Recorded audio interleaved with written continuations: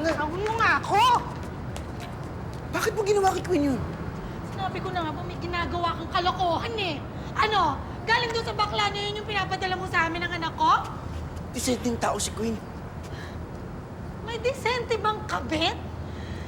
Ikaw, Glenn, umuwi ka na lang sa probinsya. Mas kaya ko tiisin magutom kesa manggaling siya sa bakla na yung kakainin namin.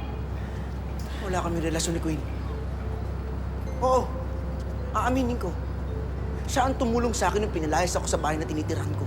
Pinatira niya ako sa bahay niya ng libre. Dahil lahat ng kinikita ko, ipinapadala ko sa inyo. Eh bakit magkahawak kayo ng kamay kanina? O kung pag-isipan na masama yung mga taong tumutulong sa atin, baka mapagod silang tulungan tayo.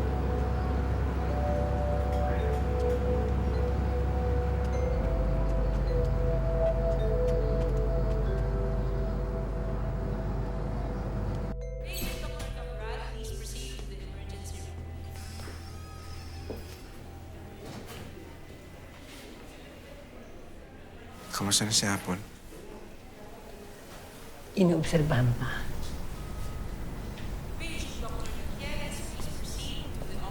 Iiwan ko muna kayo. Queen, sa labas lang ako, ha?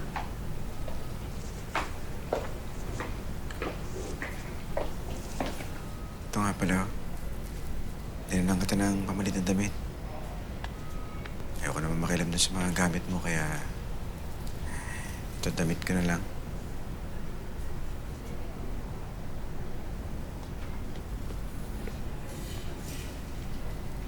Pasensya ka na.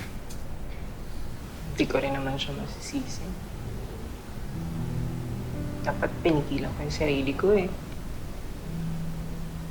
Pero ikaw kasi yung tipong ng lalaking hindi mahirap mahalin.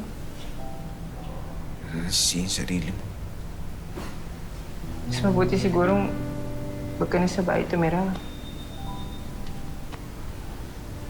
Mas mabuting bumalik ka na lang sa pamilya mo, Glenn. Mahal ka nila, ah. Pero mahal din kita.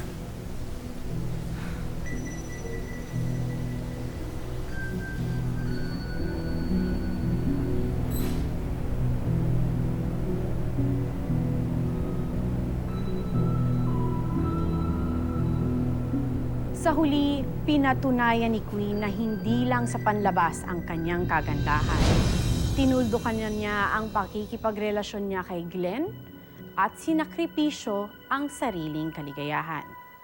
Ang tanong, magkakaroon pa kaya ng happily ever after ang love story ni Queen?